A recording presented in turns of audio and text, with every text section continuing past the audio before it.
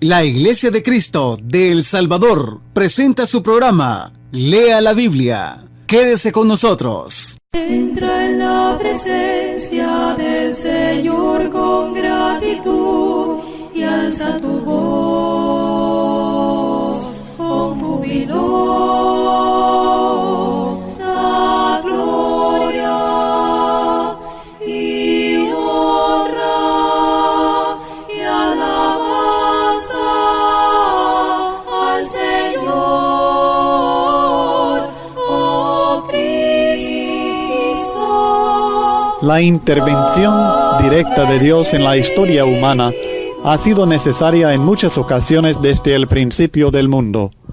Sin esta actividad divina en la esfera humana, no sería posible pensar en la esperanza de salvación y vida eterna en la gloria celestial. Toda esperanza se hubiera acabado hace muchos años, pero gracias al amor de Dios, nuestro Creador se ha interesado en los asuntos de sus criaturas y ha obrado poderosamente para hacer posible la salvación. El deseo de Dios es tenernos a todos en su comunión en gloria. Pero por cuanto todos pecaron y están destituidos de la gloria de Dios, no todos pueden gozar de esta dicha. Cuando Adán y Eva pecaron, aparentemente fue frustrado el plan de Dios de tener a los hombres en su comunión. Pero aún antes de aquel fracaso, Dios ya lo había tomado en cuenta y estaba preparado a ofrecer la victoria sobre el engañador mediante la simiente de la mujer. Y pondré enemistad entre ti y la mujer, dijo, y entre tu simiente y la simiente suya, declaró Jehová a la serpiente. Esta te herirá en la cabeza y tú le herirás en el calcañar. Génesis 3, versículo 15.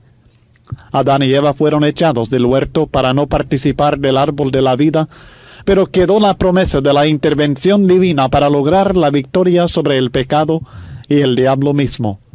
En el tiempo de Noé, fue por medio del diluvio que Dios salvó a la humanidad de la degeneración completa y la destrucción total. El diluvio sirvió para destruir a los pecadores y dar nueva esperanza para un pueblo santo mediante Noé y su familia. Y así, vez tras vez, Dios intervino en la historia para preservar la promesa y la esperanza del triunfo final sobre la maldad. La resurrección de Cristo Jesús de entre los muertos fue la más grande de estas intervenciones que dio la victoria sobre la muerte a su Hijo y por medio de él la esperanza de la misma victoria para todos sus siervos. El libro de Apocalipsis también nos revela otra intervención directa de Dios en los asuntos humanos que fue necesaria para proteger a su pueblo y preservar la predicación de la verdad aquí en la tierra.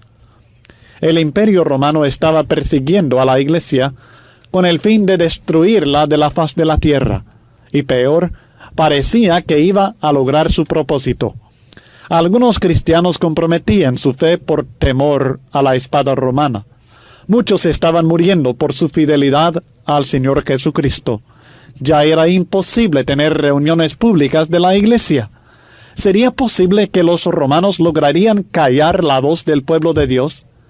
Esa voz había salido por toda la tierra. El mundo había conocido el Evangelio de Cristo. ¿Vendría tan luego la derrota? Quizás hubiera venido, pero Dios intervino y volvió el espíritu de vida a la Iglesia. El Evangelio triunfó sobre otro enemigo. El reino de los cielos siguió su marcha y el Imperio Romano, en cambio, se quedó destruido. Apocalipsis 11, versículos 3 al 13, nos relata simbólicamente este conflicto y la intervención divina que dio la victoria al pueblo de Dios. Los versículos 3 al 6 nos hablan del poderoso testimonio de la Iglesia en medio de la persecución. El poder y la seguridad de la Iglesia dependen de la palabra que predica y de la oración. Valiente lucha contra la maldad y el error libraron los cristianos primitivos con la ayuda de Dios. Pero luego, en Apocalipsis 11, versículos 7 al 10, la Biblia dice: cuando hayan acabado su testimonio, La bestia que sube del abismo hará guerra contra ellos, y los vencerá, y los matará. Y sus cadáveres estarán en la plaza de la grande ciudad, que en sentido espiritual se llama Sodoma y Egipto, donde también nuestro Señor fue crucificado. Y los de los pueblos, tribus, lenguas y naciones verán sus cadáveres por 3 días y medio, y no permitirán que sean sepultados. Y los moradores de la tierra se regocijarán sobre ellos y se alegrarán y se enviarán regalos unos a otros, porque estos 2 profetas habían atormentado a los moradores de la tierra. Esta etapa en el desarrollo de los eventos fue crítica. Cristo había prometido en Mateo 16:18, y yo también te digo que tú eres Pedro, y sobre esta roca edificaré mi iglesia, y las puertas del Hades no prevalecerán contra ella. Y ahora parecía que la bestia romana había prevalecido contra ella. Daniel había profetizado en los días de estos reyes, los reyes romanos. El Dios del cielo levantará un reino que no será jamás destruido, ni será el reino dejado a otro pueblo. Desmenuzará y consumirá a todos estos reinos, pero él permanecerá para siempre. Daniel 2:44. Y ahora parecía que lo opuesto estaba sucediendo. El reino romano estaba desmenuzando y consumiendo al reino que Dios había establecido. La fuerza militar del Imperio Romano parecía estar moviendo e eliminando el reino inconmovible. La grande ciudad estaba prevaleciendo contra la ciudad santa. Esta grande ciudad se encuentra varias veces en el resto del libro de Apocalipsis. Es la ciudad de Roma. Simbólicamente, Babilonia. En Apocalipsis 17:18, la Biblia la identifica como la gran ciudad que reina sobre los reyes de la tierra. Por supuesto, en el tiempo del apóstol Juan, esta era la ciudad de Roma. Es llamada en sentido espiritual Sodoma, Egipto, Jerusalén, donde también nuestro Señor fue crucificado. Sodoma es conocida por su increíble inmoralidad y degeneración mundana. Egipto fue una de las naciones que más persiguieron a los israelitas en la historia antigua. Jerusalén fue el sitio de la muerte de nuestro Señor, muerte causada por la falsa religión de los judíos que habían pervertido la religión mosaica. Y Roma tenía el espíritu malvado de todos, la inmoralidad de Sodoma, la persecución de Egipto y la religión falsa de Jerusalén. La grande ciudad, Roma, la perseguidora de la iglesia en el tiempo del apóstol Juan. En su plaza estuvieron los cadáveres de los 2 testigos. Esto se refiere al atropello de la iglesia que efectuó Roma en estos días. Cristianos sirvieron hasta para antorchas en las noches. Roma suponía que ya había ganado la victoria, ya había eliminado esta plaga de cristianos que no querían confesar a César. Por 3 días y medio Roma y sus aliados regocijaron por haber triunfado sobre la iglesia. El testimonio del Evangelio fue callado, pero luego Dios intervino y todo cambió. El triunfo del Imperio Romano fue breve, pero el triunfo de la iglesia y el Evangelio fue definitivo. Durante 3 años y medio, a pesar de la persecución, el testimonio de la iglesia, el mensaje del Evangelio, y especialmente su mensaje contra el pecado y el mundo, fue proclamado por doquier con claridad. Luego, durante los 3 días y medio, esta voz fue callada, según los enemigos de la iglesia, para siempre, pero según Dios ve las cosas, por un tiempo muy breve. La comparación está entre 3 años y medio y 3 días y medio.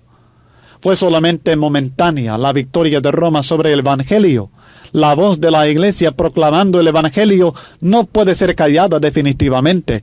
El Evangelio triunfa, ha triunfado y seguirá triunfando sobre todo enemigo. Pero después de 3 días y medio entró en ellos el Espíritu de vida, enviado por Dios, y se levantaron sobre sus pies, y cayó gran temor sobre los que los vieron, y oyeron una gran voz del cielo que les decía: «Subid acá», y subieron al cielo en una nube, y sus enemigos los vieron. Esta resurrección y exaltación de los 2 testigos no es una resurrección literal, por supuesto, sino que es la resurrección de un pueblo, o sea, de su causa, como la que encontramos en Ezequiel capítulo 37. En aquella ocasión Judá había sido destruido por Babilonia, pero Dios volvió su poder y honor y lo simbolizó como una resurrección. Después de ver la visión del valle de los huesos secos, Dios le dijo a Ezequiel: Hijo de hombre, todos estos huesos son la casa de Israel.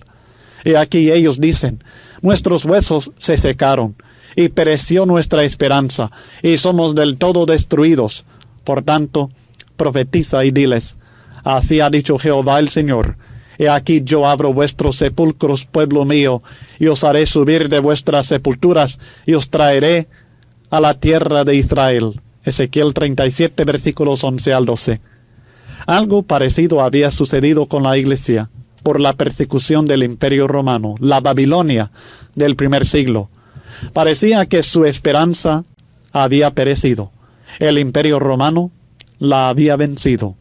Pero luego Dios volvió su poder y honor y lo simbolizó mediante la resurrección de los dos testigos.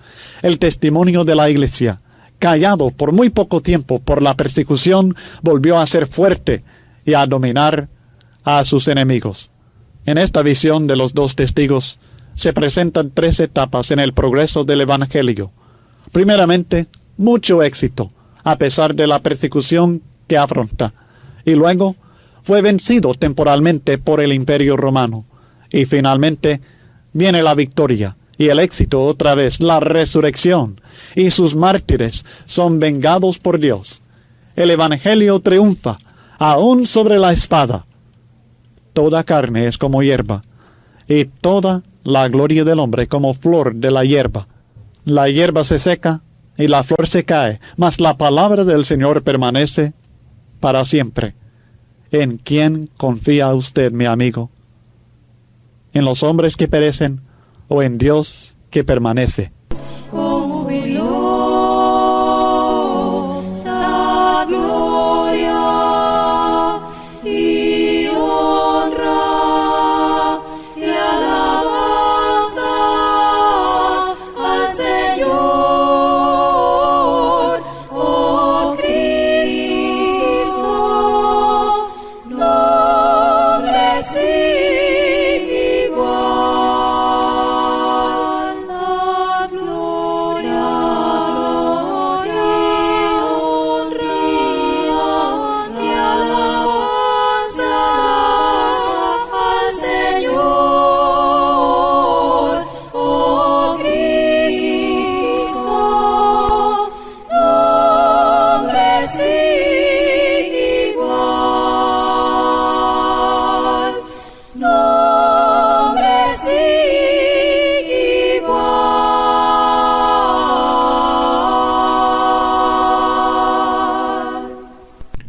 Muy buenos días, respetables hermanos y amigos en el Señor. Les habla nuevamente el hermano Alexander Castellanos. El último estudio que tuvimos fue acerca de la autoridad en religión hace unas 6 semanas. Y hablábamos de cómo es que se da a conocer esta autoridad. Pues quiero que con la ayuda del Señor continuemos hablando acerca de cómo es que se da a conocer esta autoridad. Y para ello vamos a comenzar leyendo una cita del libro de los Hebreos, capítulo 1, versículos 1 y 2. Dice la Sagrada Escritura: Dios, habiendo hablado muchas veces y de muchas maneras en otro tiempo a los padres por los profetas, en estos postreros días nos ha hablado por el Hijo, a quien constituyó heredero de todo y por quien asimismo hizo el universo. En el pasado Dios habló en varias maneras y en diferentes maneras, pero según Hebreos 1, 1 al 2, hoy nos habla a través de su Hijo. Nosotros llegamos a conocer los mandamientos de Dios a través de Jesucristo. Cuando Jesús estuvo en la tierra, dio esas reglas y mandamientos por conducto oral, es decir, por medio de sus palabras.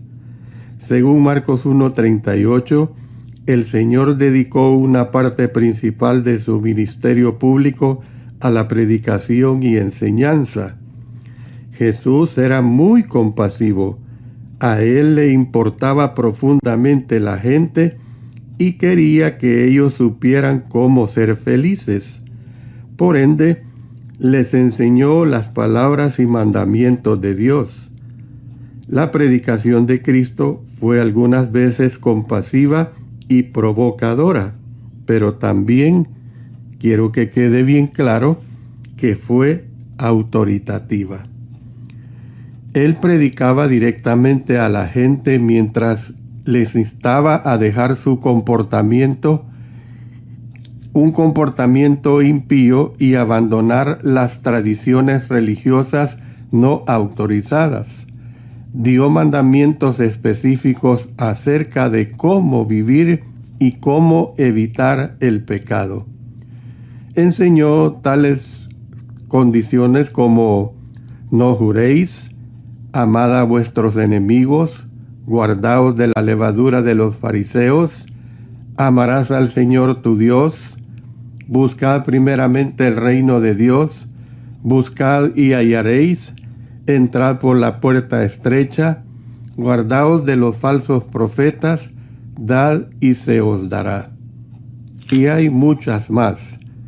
La gente recibió sus palabras con asombro y sobrecogimiento, como Mateo revela en cuanto al Sermón del Monte.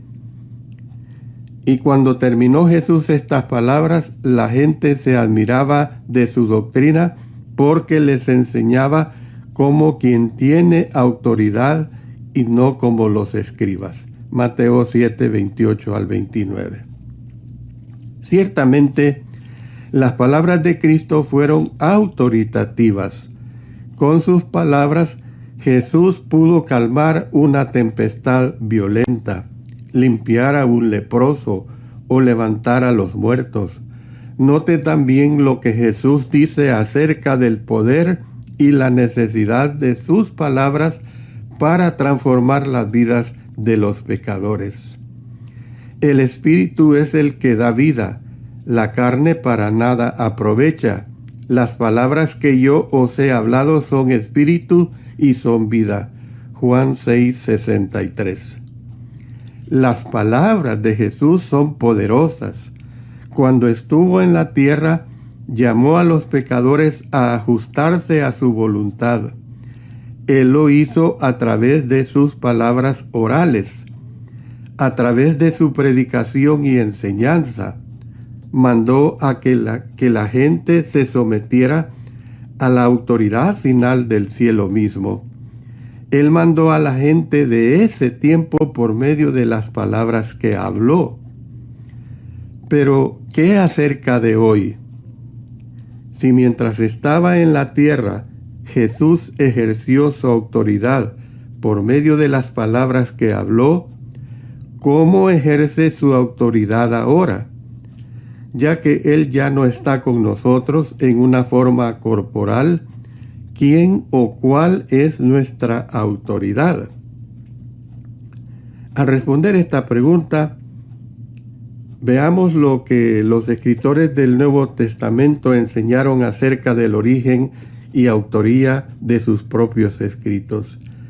En Gálatas 1, 11 y 12 dice: Mas os hago saber, hermanos, que el evangelio anunciado por mí no es según hombre, pues yo ni lo recibí ni lo aprendí de hombre alguno, sino por revelación de Jesucristo. Note lo que Jesús mandó que Juan escribiera a las 7 iglesias de Asia. Dice en Apocalipsis 1, 10 y 11: Yo estaba en el Espíritu en el día del Señor, y oí detrás de mí una gran voz como de trompeta que decía: Yo soy el Alfa y la Omega, el primero y el último. Escribe en un libro lo que ves y envíalo a las 7 iglesias que están en Asia. Jesús dijo al apóstol Juan que escribiera lo que había visto. a él y a otros escritores del Nuevo Testamento se les encargó escribir la revelación de Jesucristo. Sin embargo, es importante saber que cuando estos hombres escribieron la Biblia, lo hicieron siendo dirigidos y guiados por el Espíritu Santo. Note lo que dice la segunda carta del apóstol Pedro en el capítulo 1, versos 20 y 21. Entendiendo primero esto, que ninguna profecía de la Escritura es de interpretación privada, porque nunca la profecía fue traída por voluntad humana, sino que los santos hombres de Dios hablaron siendo inspirados por el Espíritu Santo. Estos versículos y otros como estos son solamente algunas de las muchas referencias que revelan que lo que se escribió en la Biblia no son las palabras de hombre, sino las palabras y voluntad de Jesucristo que el Espíritu Santo reveló. El Señor nos ha dado la palabra escrita para que durante su ausencia gobierne nuestras acciones y guíe nuestros pasos. El Nuevo Testamento es el documento autoritativo del Señor que se debe observar y seguir. En 1 Corintios 9:21, Pablo hizo referencia al Nuevo Testamento como una ley, y en Gálatas 6:2 identificó a esa ley como la ley de Cristo que debe cumplirse, es decir, obedecerse. Como Pablo reveló en Gálatas 6, verso 16, esta ley es la regla o el estándar de Dios por el cual los hombres deben vivir si quieren obtener la paz y misericordia de Dios. Usted sabe que para participar exitosamente en cualquier evento deportivo se debe consultar, estudiar y obedecer las reglas de cada juego que se va a realizar o de cada deporte pues que se va a realizar. De lo contrario, es un caos. Entonces, de la misma manera, para vivir aceptablemente delante de Dios, el individuo y la iglesia deben consultar, estudiar y obedecer el Nuevo Testamento de Cristo. Según lo que el apóstol Pablo escribió en una carta a Timoteo, si queremos ganar la recompensa del cielo, debemos vivir de acuerdo a las reglas que Dios estableció. Fíjese bien en este sistema espiritual de autoridad. Dios Padre es la autoridad suprema. El Hijo de Dios, o sea Jesús, tiene toda la autoridad en los cielos y en la tierra. Luego el Espíritu Santo reveló toda la verdad a los apóstoles y consecuentemente tenemos la Biblia, que es el estándar de autoridad. Nosotros podemos ver en 2 Timoteo capítulo 2, versos 3 al 5, que el apóstol Pablo le dijo a Timoteo: tú, pues, sufre penalidades como buen soldado de Jesucristo. Ninguno que milita se enreda en los negocios de la vida a fin de agradar a aquel que lo tomó por soldado. Y también el que lucha como atleta no es coronado, sino lucha legítimamente. En asuntos religiosos, Dios, es decir, la deidad, es la autoridad suprema sobre todas las cosas. Como parte de la deidad, a Jesús se le ha dado toda autoridad en el cielo y en la tierra. Mateo 28, 18. Mientras estaba en la tierra, Jesús prometió que el Espíritu Santo sería enviado en el nombre de Cristo para dirigir a los apóstoles en la redacción de las Santas Escrituras. Las Escrituras, a las cuales nos referimos como la Biblia, son la revelación de Dios para el hombre. Se nos ha dado la Biblia como un libro de reglas o como una guía por la cual debemos vivir y conocer la voluntad de Dios, quien es nuestra autoridad suprema. Hoy, la Biblia es donde encontramos las reglas para correr la carrera cristiana. Es el libro de reglas que usted y yo debemos seguir si queremos ir al cielo. Si rechazamos las reglas que se encuentran en la Biblia y si rehusamos disciplinarnos para correr la carrera, seremos descalificados. Note lo que el apóstol Pablo estaba sugiriendo cuando dijo en 1 Corintios 9:27, golpeo mi cuerpo y lo pongo en servidumbre, no sea que habiendo sido heraldo para otros, yo mismo venga a ser eliminado.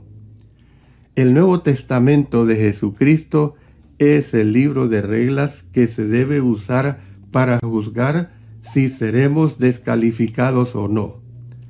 Cristo mismo dijo en el Evangelio de Juan capítulo 12 verso 48, el que me rechaza y no recibe mis palabras, tiene quien le juzgue. La palabra que he hablado, ella le juzgará en el día postrero. Como el Nuevo Testamento revela, la palabra de Jesús juzgará a todos en el fin del mundo.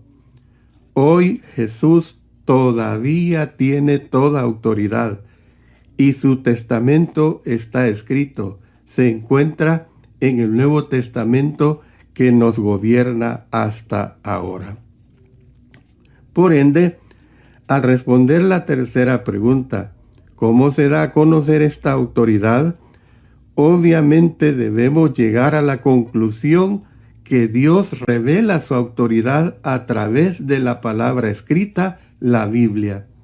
Por tanto, se debe considerar a la Biblia como la única fuente para determinar lo que es correcto e incorrecto.